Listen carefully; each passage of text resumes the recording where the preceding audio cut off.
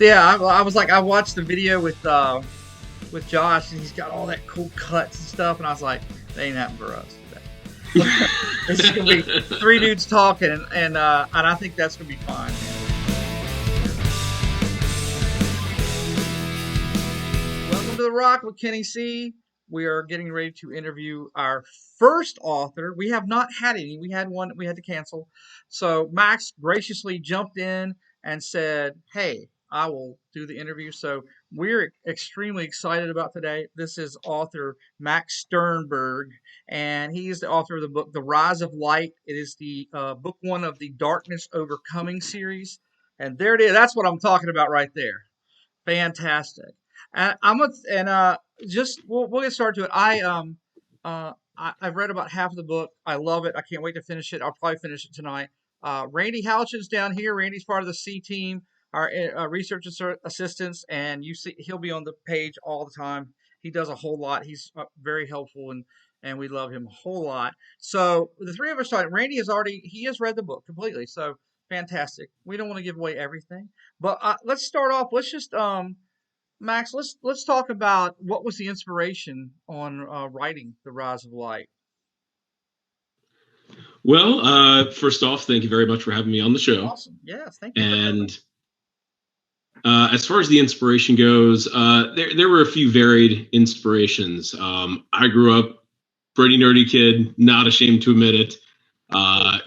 Watched the Sci-Fi Network just like any other nerdy kid, and so a lot of fantasy elements kind of went into there.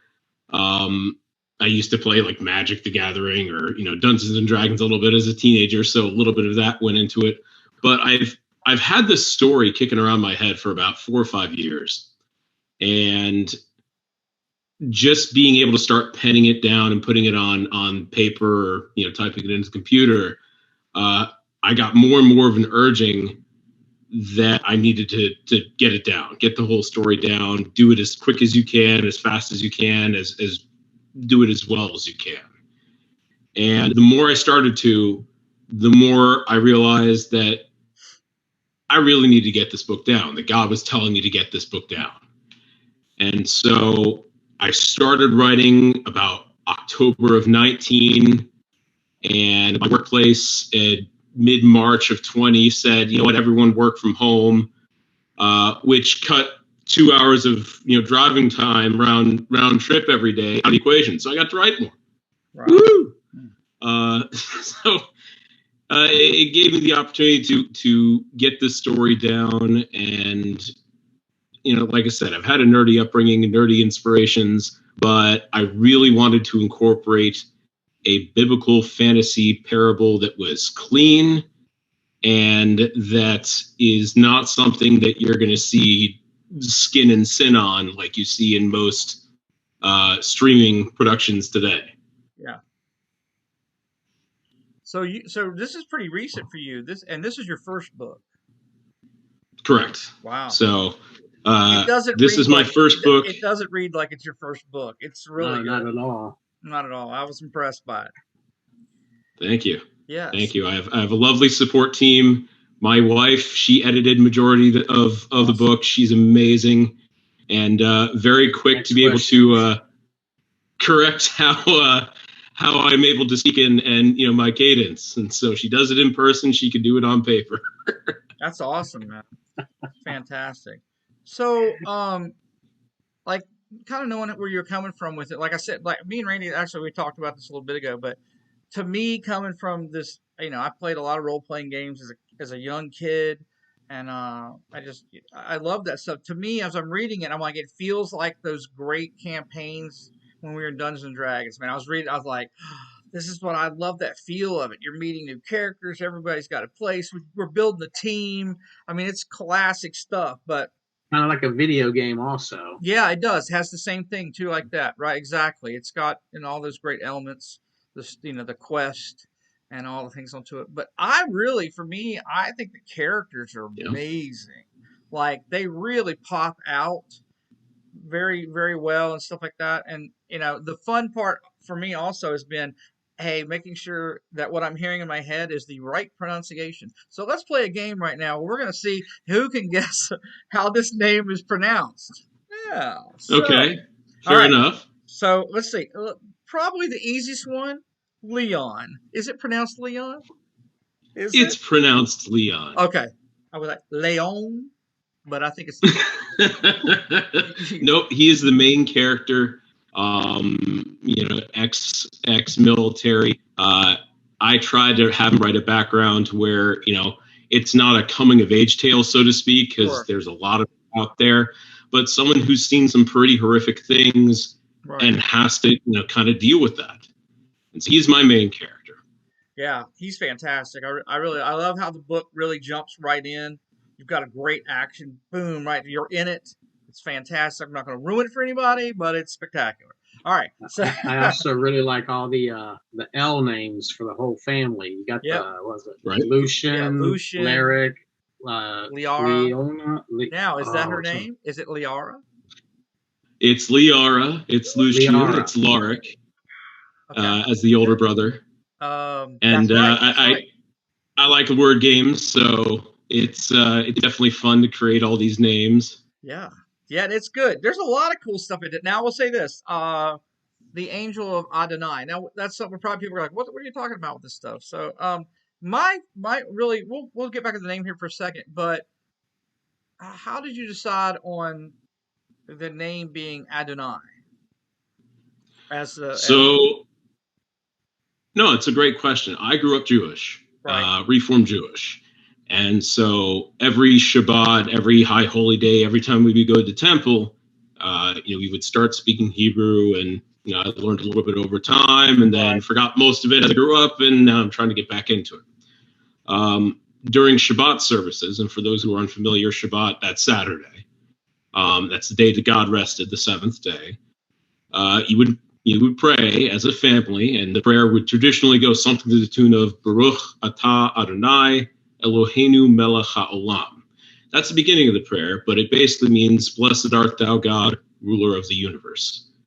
And so I grew up with Adonai, which was basically a formal way of addressing God without using one of his other, many names. right, A lot of Hebrew tradition, you write G-D because you don't want to write out God. right, Or you don't say the word Yahweh, right, which is one of his more formal names. right. But Adonai would be the substitution, which, if my understanding is correct, it basically means Lord of Lords. Lord of Lords. Okay, yeah, that was great.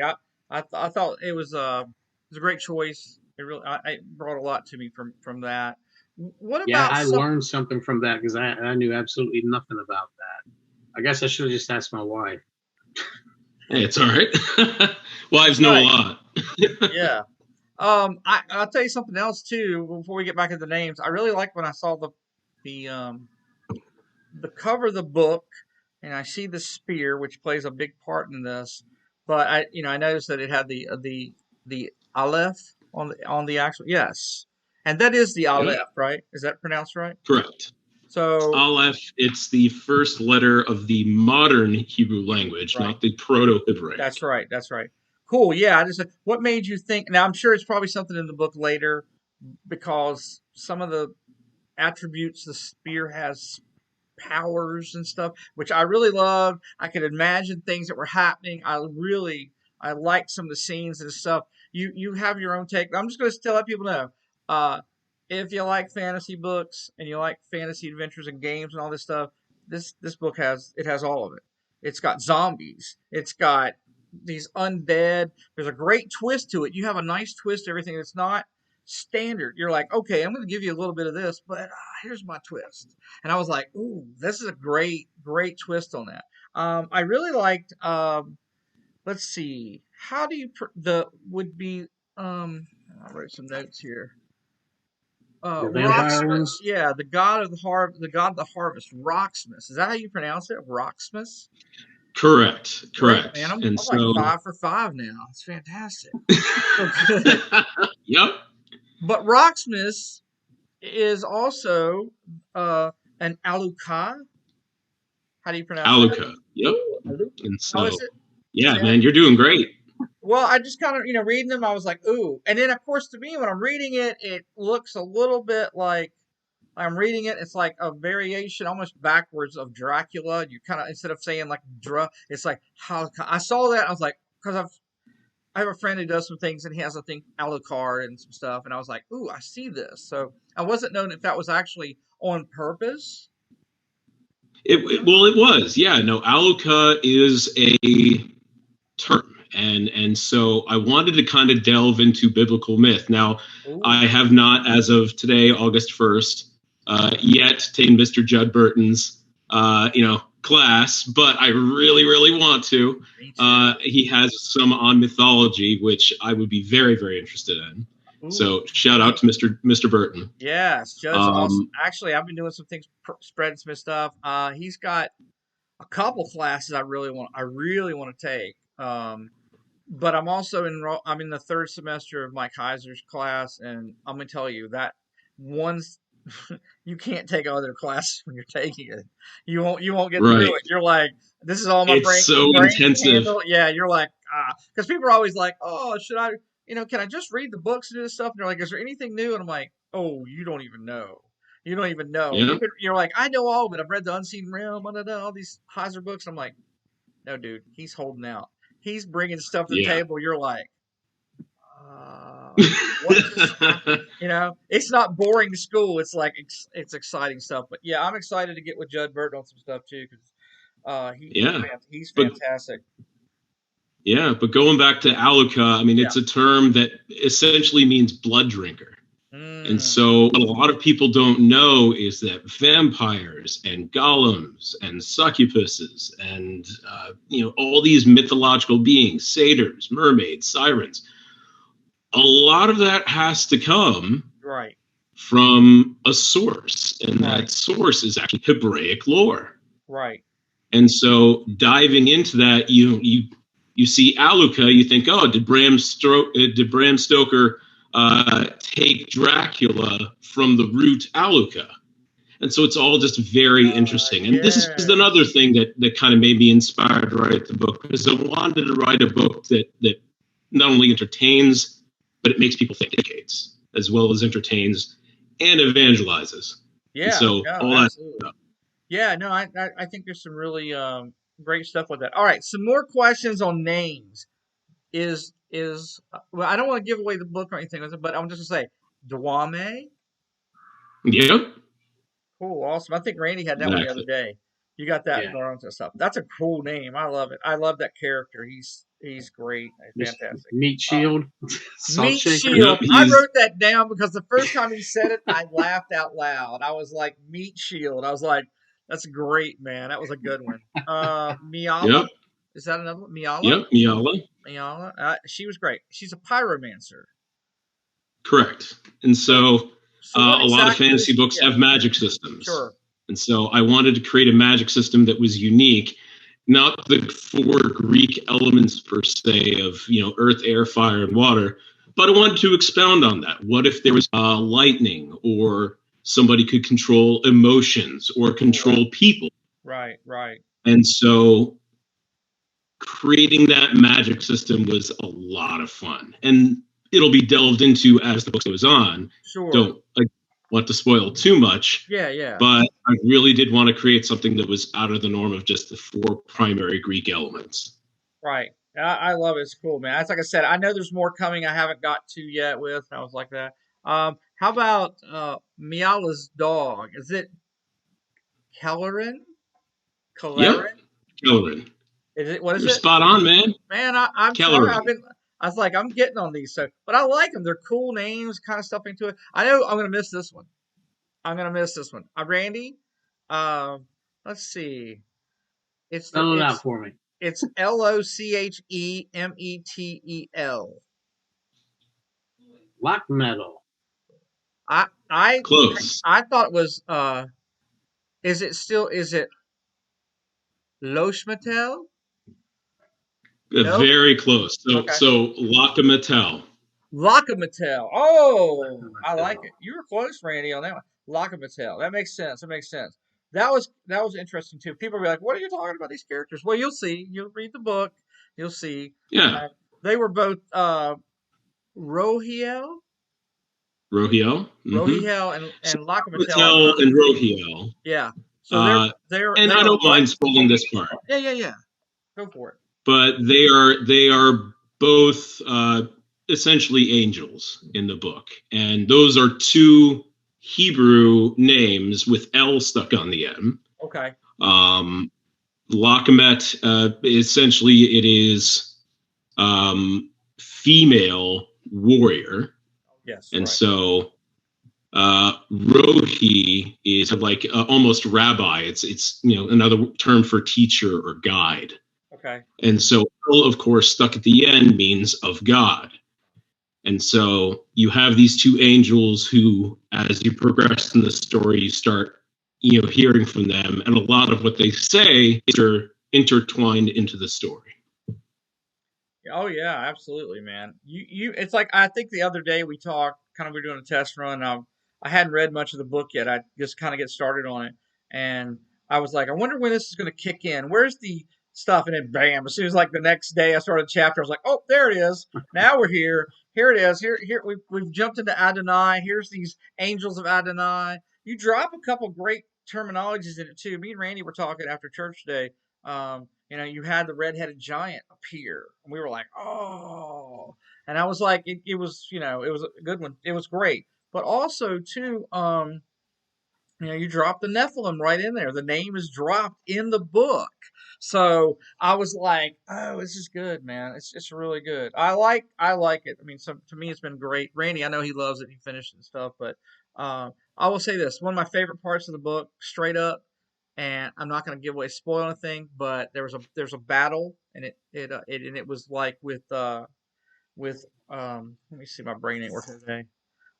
With Roxmas, and Leon's got the spear, and he literally says, "False God, Adonai calls for your judgment." And I literally went, yes. Like I was reading it, I was like, I can see the scene in my mind. I was like, oh, it's so good. It was so good. It was a great one. I don't know. To me, it really set it up and the battle. I don't want to give stuff away because I really think people need to experience this. Some of the stuff, the properties of what the spear has and how it affects the undead. I was like, oh, Yeah. it's great. It's really good. You got a great twist on that. Randy, you got any questions you want to ask? Well, first off, I was going to say, when I was first reading it, I've made a quote, not a quote, but I said I loved your use of Ephesians in there. Oh, And I didn't even know I had to look it up. I was like, oh man, what verse is that? What verse is that? I actually looked it up in my Bible. When I got to the end of the book, I noticed she had all the verses in the back of the book. I'm like, oh, should have read that first. I definitely don't know about that. I'm only halfway through the book. Well, my question was, what led you to go from the Jewish faith to Christianity? Good question. No, a good woman. And that kind of goes with my walk. I grew up Reformed Jewish in Northern Virginia, and I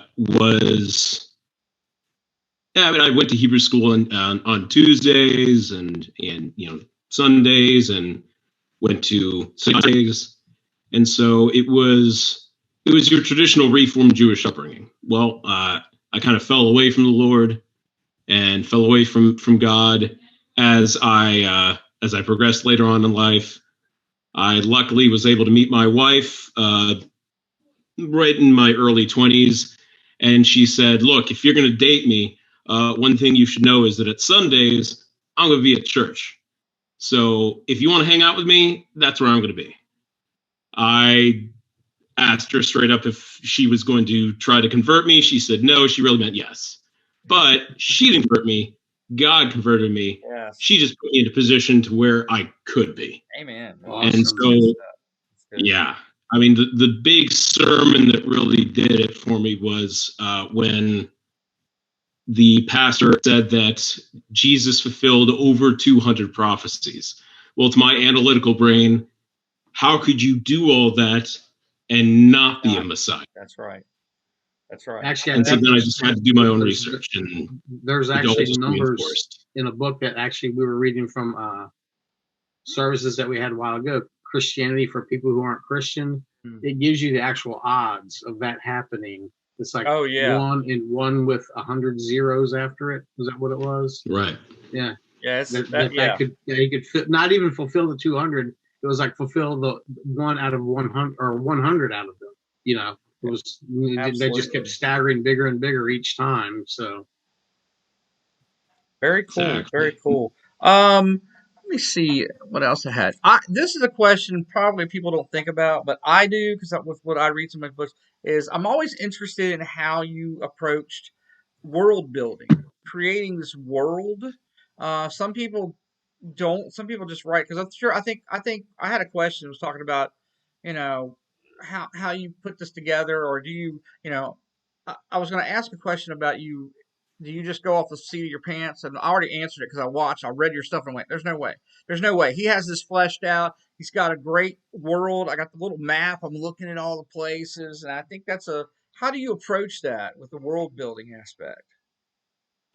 Well, a lot of people write off of just the seat of their pants, just like you said, and then a lot of other people, myself included, try to plot everything out.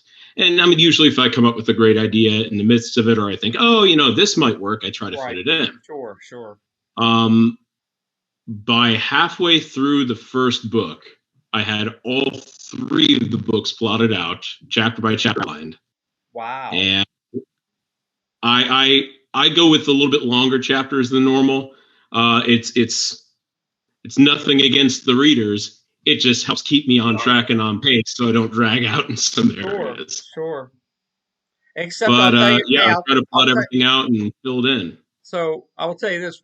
Randy was talking today. He says, "Hey, what I love about the book was the chapters didn't seem that long." And I said, "You're saying they're short, but for us as a reader, doesn't seem long because you're plowing through exactly. It does read fast. It's I was really hoping to get through the end of it, but some circumstances came up, couldn't really change that. But I love it. So far, I'm hooked. I'm ready for book 2, and I ain't through book 1. So that's always a plus for me. And I'm already talking to people. I talked to a guy at church who still does a lot of role playing and stuff. And I was like, dude, I have the book for you, man. And I said, I'm going to send you the stuff on it later. You can check it out. So, awesome. Yeah. It's great stuff. I know I wrote some other things down here I was thinking about. Let's see. Rainey, you got anything else you want to talk about, buddy? I was just going to say, to anybody who wants to read this book, if you're like me, I have a hard time concentrating. And like we were saying, you said the chapters are long. I didn't find them long at all. So once you get involved, the chapters just seem to flow by so fast. Yeah. I had the book done in 4 days. I mean, it was just amazing. Yeah, it held my attention. I never drew away. So yeah, I like your writing style also, man. It's I never felt like sometimes I'll read books. Some people over analyze a scene. It becomes like you're just like, I don't need to know all this to get the stuff. And sometimes I like it. Sometimes I'm like, you're slowing down the book. Yours didn't do that at all. Yours was just flew. Stuff was coming, and I was like, oh, I love it. And I'm only halfway through it, and there's so many questions. Like every chapter, I'm like, oh my gosh, what's going on here? What's with these kids? Now I have to read the next chapter. Now I have to find out. That's exactly it. So, yeah, I love the book, man. I'm excited for to see what comes next. What does it look like? And the second book will be published. So right now it is looking as of the end of the year. Probably mid-December is when book 2 comes out. Wow. Merry Christmas, me. I'd like to read. Yeah, I'd like to read, and I don't like waiting too long when books come out, 1 year after another. So I don't want to do that. George R. Martin. Sorry, George R. Martin. Right, Patrick Rothfuss. Yes. Oh my gosh. Yes, that's a great series. I love that series too. And you're like, you got to give us more, man. Oh, here's a little. No, I don't want the little tiny prequel. Give me another book. Give it to me. So Yes, Right. those are great. Rady, do you know what book he's talking about? The series?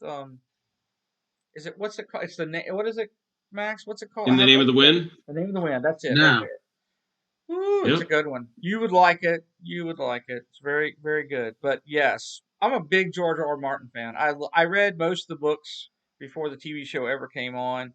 I had a friend turn me on to it very early. He said, "I think you're gonna like it." I did. I loved it. I think the series on TV was pretty decent, and then it just kind of fell apart. It just didn't. That was my opinion. I think they overemphasized the wrong things for that book. Hey, it's on HBO, and it's like, "Brr, okay, we're just going to show everything you can." I think it distracts from the story. Right. It didn't need the books weren't that way, and that's just the way of the world. And they're gonna. I'm a little worried about the new the Lord of the Rings series that's coming on Amazon Prime. I think it's going to be. I'm not. I'm not. The more I read about it, I'm like, hmm, they're watching. I They're mean, the movies came out in what, 2000. They Yeah. were they were fine. They were great. Yeah. Why mess with something that's great? That's what I agree too, man. I think it's going to be a disaster. It's going to be a disaster. That's my opinion. I yeah, I love that stuff. Let me ask you something. So was um J.R.R. Tolkien, C.S. Lewis influenced you in your writing or any of their background with it? I grew up actually reading Tolkien Yep. and Lewis, but also one that people may not be familiar with, and probably a little bit more secular, was an author by the name of David Eddings. Okay. And so he had a coming of age tale called, I think it's called The Belgariad. But it's a sequence of 5 books, and then he made a sequel, which was another 5 books, and then 2 more prequels. Wow. And I read those until the books fell apart. Awesome. But they didn't use as old English and stuff you kind of had to reread 2 or 3 times in order to comprehend, Right. as some of what Tolkien and C.S. Lewis did. Right. And so that kind of influenced, I would guess, my writing style. Yeah. Yeah, that's good. It is. Some people don't.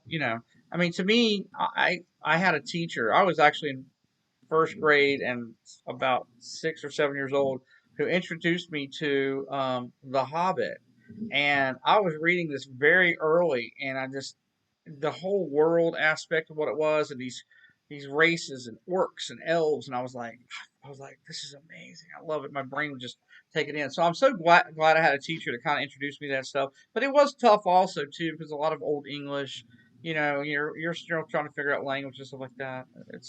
Yeah, I think you did a good job of keeping it with a more modern language.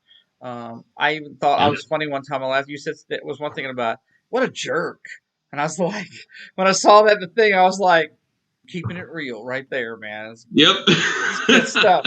It's like people. I still remember reading red fish, one fish, two fish, red fish, blue fish. Yep. Yeah. That's good stuff, man. Why For you, complicate it? Why yeah, say absolutely. chartreuse? That's Just keep right. it Why? simple. Yeah, you don't have to complicate it, man. It's great. So, do Um, you think there's any possibility of this being made into a movie?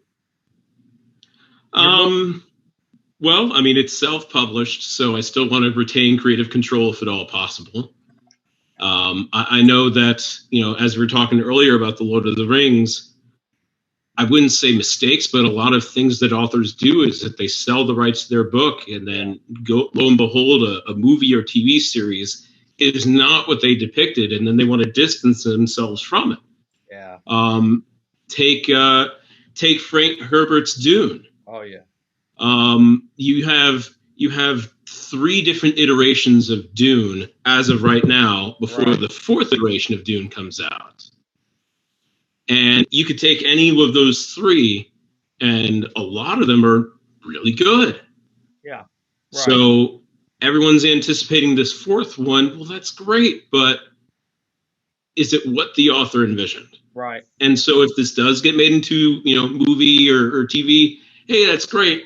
I still want to be able to say, yeah, no, that isn't really what what I envisioned. Or for things like the giants or Nephilim, yes, I introduced it in book 1. Book 2 is going to be a little bit more. It's going to go into a lot more theory, Right. and with spiritual truths. If we are body, soul, and spirit, what are Nephilim giants? And how does that play out, and how do they interact with us? Sure. So I don't want to lose that just to make a quick buck. I want to be able to keep everything real and scriptural. Absolutely. Did actually, like, as with, in your walk with Christ, reading Genesis 6:4 affect you? Like, for me, when I finally started reading it, I was like, why am I not learning this in church? Why are they not talking about this? And I was like really inquisitive, and I was like, I had to do my own research to make that happen. All right, we had some technical difficulties, so here is a map of the kingdom of Zalon in the world of the Rhise of Light. Oh, there you go. Wow, yeah. There you are. All right. Oh, yeah, now we're back. It's sped up, kind of. Yeah, all I heard, was you were back. Okay, something was going on. All I heard was you were a Christian for 10 years, and it went blank from there. It started cutting off. Yeah, absolutely. Got it. All right. So backtracking. I didn't hear your story. It's all right. I've been a Christian for 10 years, and I've learned more, I think, about spiritual truths and evidence of God and creation in the past year than I have in the 9 others. Wow.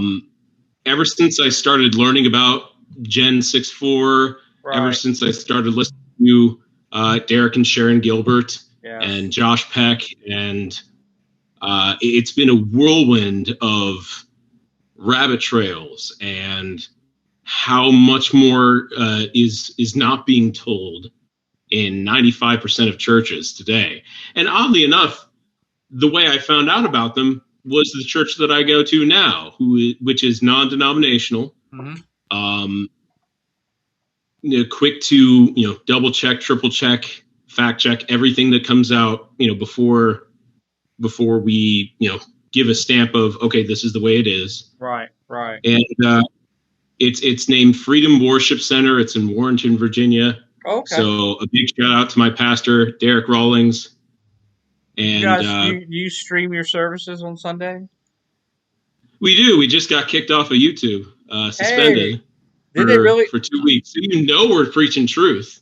Dude, wow, man. Yeah, it's so funny with starting this up about everybody that I've talked to, Skywatch, Joe Horn, everybody, they're like, I wouldn't even bother with YouTube. You might want to just go on to something else, because if you start talking truth, it's probably going to happen. But I'm gonna put it up as long as it can. We'll see what's happening. What's the Dunn guy? Didn't he say he got kicked off YouTube also? Who? I can't remember his first name. You about Tom Dunn? Tom Dunn? Yeah. I'm going to open my door. Hang on 1 second. It's getting a little hot. Yeah, I think so. Where else we were doing? I think who else got kicked off YouTube was Coach Dave, Skywatch. All of them are gone, man. So there's some serious truth going on. So, but yeah, that's tough. Sherry Tenpenny also, right? Yeah, she did, man. There's a whole bunch. I don't like any of that stuff being talked about. And so the minute you just said that, we just got locked up. Thanks, Randy. Sorry. Well, there went our podcast. Yeah, it's gone. We done. Yep. No. You got backup, right? Yeah, no, I don't have backup. Not yet. I'm keeping stuff on my computer, and then we'll see what happens with it. But well, awesome, man. It's a great talk. We got a lot of different things into it. I really just want to get people to check out your book. I know that it is also available on Kindle Unlimited. If you have Kindle Unlimited, and you can get it for free, and you could read it from Kindle Unlimited. I personally am going to order me a. Yep, look, he's got the real one. That's awesome. I'm going to get one. And I'm going to get one from you because I want to have it autographed. That's just me. I love having autographed books and do something like that. Well, perfect. So we'll do that. And the hardcover came out today, actually. Really? So, August 1st. Awesome. Hardcover's out. That's great, man. I love that's fantastic. I'll probably get that. But Max, thanks so much for coming on here and talking with us, man. I'm real excited to see where this book leads to, man. I really enjoyed it so far, and we might do a contest and see if we can get something together for Yeah, man. a nice Max Sternberg Rise of Light contest. So we'll figure something out. Maybe somebody they want to dive into it a little bit. Actually, even your paperback isn't that expensive, man. Your prices are really pretty cheap. I don't know if the hardback. Yeah, it's just 1 hour of proposed minimum wage. That's it. That's it. Whoa, fantastic, and it'll last you longer than an hour. So Yeah. yeah, it's a good it's a lot of reading time. So yeah, this was great. I appreciate it. Thanks, Randy, for coming on here and talking with us with knowing the book so far. Randy's my super reader. He reads like I don't know 6 books a lot. week. He reads a lot. So Wow. yeah, yeah, he's good. I keep him on backup for all this stuff. So he does really well with that. So, well, cool. I think we're gonna get off here. I don't want it to go too long, so people get like, oh. But thanks, Max, so much. I really love the book. I know Randy loved the book. I can't wait to see you. Keep in Great touch book. with this I book. highly recommend it to anybody. I do too. I do too. And that's what people need to understand that it is Christian fiction. Um, it has And fantasy it elements. is fantasy, It is but it's all fantasy. faith That's based. right. That you work it really Yeah. well into here. To me, it doesn't feel forced. It's like this works. And that's why I wanted it to be. I mean, a lot of people like C.S. Lewis, I do and too. C.S. Lewis was a Christian fantasy writer. That's right. But if you wanted to delve into the Christian aspect of it, you just needed to think a little bit more about what he's writing. If you That's right. just wanted to sit back and enjoy it and have fun, you could do that too. Yeah, absolutely. Well, fantastic. We will keep our eyes open and hopefully see another book here in end of Christmas. 2021 Christmas time. Yeah, that sounds good. So I know what somebody can get me for Christmas. I So know, There right? you go. that's it. Randy's gonna be like, "Did you buy me that book yet?" I will probably buy it. It's like, I'm a book giver. I like to. I What's the like hold up? to me. What's the It's hold good. up, man? I know it's not even there yet. I know it's terrible. I'm sorry, man. So we'll buy one another one. Well, When I cool. list Awesome. it, I'll let you know. Well, yeah. Let us know. Fantastic. I can't say enough. I hope people enjoy this book, and we'll probably talk to you again when the next one comes out. Get a little extra You got talk it. on that, so it'll be good. But thanks so much for coming on with us. Everybody, please go check out, get this book. Somebody else can hold it up. Max is going to hold it up right here so you can see it. Randy's going to hold his up. Look, there you go. The Rise of Light. It's very good. I think everybody's going to love this book. So we're going to cut off 2 from thumbs here. up. Yeah, yeah, definitely. 2 thumbs up and a snap in a circle. Uh, fabulous. So, yes, Dynamite. old school. All right. So, hey, everybody, thanks for tuning in. We'll probably try to do another author here in the next week or two. And keep in touch. Watch us on The Rock, Kenny C. We'll see you guys next time. Peace out. Thanks, Max.